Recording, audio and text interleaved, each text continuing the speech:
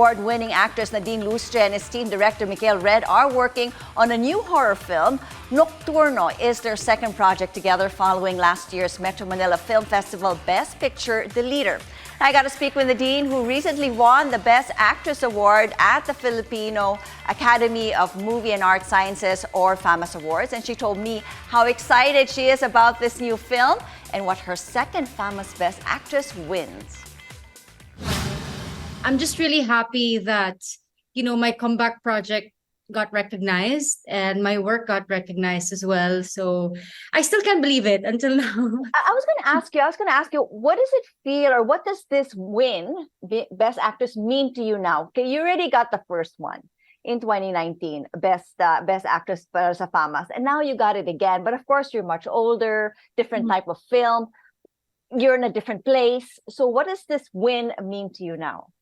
I think to me, this one is just a reminder, or kind of like something that tells me that I'm doing the right thing, that I'm going on the right direction.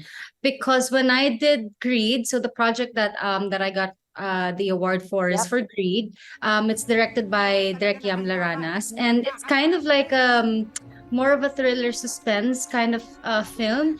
And that was pretty much the first time I've done anything like that. It was very bloody, gory. It's something that I've always wanted to do.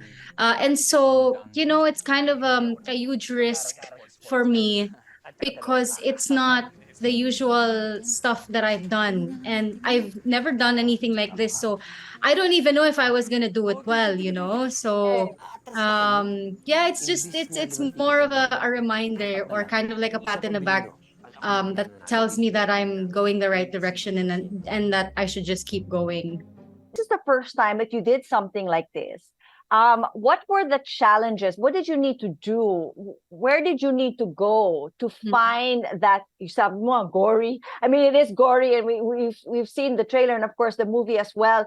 And what do you have, like, people talk about the third part, I mean the last part, and then it's like, wow, Nadine is like incredible. Tell me about that and how you got into character.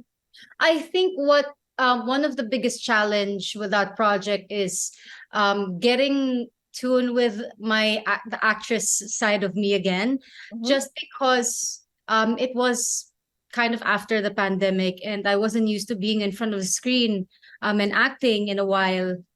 So medyo awkward pa siya in the beginning. I kept looking at the lens. I was getting uncomfortable with acting. I wasn't used to throwing lines and all of that. So it was, kind of like a muscle that I haven't worked out in a while. And I'm starting to kind of learn it again. But then I guess one of the things that I liked about this project is that I could explore. I could experiment with the character, and like what you mentioned earlier, the last part, that a lot of it was discussed only before we shot the scene. Direk Yam is very collaborative, and before the scene, I asked him if I could do this, that, whatever, and I was really, really excited, because these are things that I've never done before. I've never done a crazy laugh on screen before. I've never been full of blood before, and I was so excited, because these are the kind of personally, these are the kind of series or movies that I love watching. I mean, just even talking to you now, I could hear already the excitement, as you start to explain. Okay, so how much more out of the box can you go? Well, I've requested to my directors that I want to do I want to be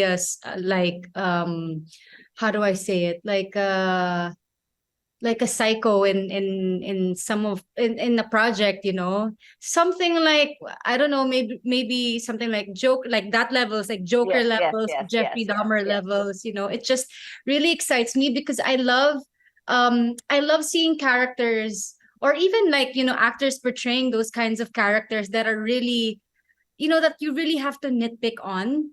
Like every tiny detail, like every hand gesture, every blink of an eye, it really has to be calculated, and it really has to be precise to the character. And those are the kind of details that I want to do eventually. Looking forward, I know that you're also getting ready for a few films that will be released this year, hopefully Metro Manila Film Fest. Yes. So I'm working on another project with Director Mikhail Red. Very excited for this one because How uh, out of the box are you gonna be? it's actually not that Not so out of the bad. Okay. box. It's a horror, All but right. what is the driving force of this film is actually the premise and the issue that is being presented. I don't want to talk about it. I want Direct Make to be the one to talk about it Sige. because Sige. I'm not even sure if he's talked about it. But he did post a photo of the cast already. I'll be Mm, working with Miss Yula Valdez. She's going to be my mom in the film. galing. And Bea Benene is going to be my sister in the film. Robbie Watchell is my brother. And other actors as well. So it's very exciting. I'm excited to work with Miss Yula. Oh, that's going to be already incredible cast. Tapos Yeah. you have Mikhail Red pa. I mean, Yeah. directing it and creating all of these things. Okay, it's definitely going to be a must watch, and I hope that you're able to make it to the Metro Manila Film Fest this year. Because we're only gonna start shooting on the 31st. So that's why sometimes when people ask me, is it for MMFF? I'm like, I don't know, because I think it's for MMFF. But then they're like, but you're supposed to have submitted it already. Yeah, I don't know. But So as I'm I not said, 100% confident, but I do know that it's for MMFF. And the rec has said it's for MMFF. So yeah, we're so magaling here in the Philippines. We can do everything yeah. in a week's time and in 12 Yeah. days or even 2 weeks, and of Yeah. course make this all happen. And Mikhail is so used to that genre Yes. that it's a walk in the park for him. Yeah. Speaking of walk in the park, another thing that's also close to your heart. I mean, okay, you've gotten awards, for the FAMAS and Metro Manila Film Fest, and of course, you just released music. Yes. I mean, this year, how are we gonna wait till Metro Manila Film Fest before another song comes out or an album? How are you gonna Well, say? yeah, well, definitely I would like to wait until this film project is finished, until Nocturno is finished, just because it's hard to multitask when you're working on music. You kind of have to be there, and all of your attention has to be in the music, all of your time and your everything. You can't multitask. But what's also interesting, like now, like the past like year or so, you have been, as I said, doing different things. I've read somewhere how you like to shock yourself. I mean, you're Yeah. definitely branching out, and in your music as well. I mean, rapping, the Yeah. first time, first time ever. It was really fun actually. We didn't really intend on well, I didn't intend on to rap in the song, but then we had so much stuff that we wanted to put in the song.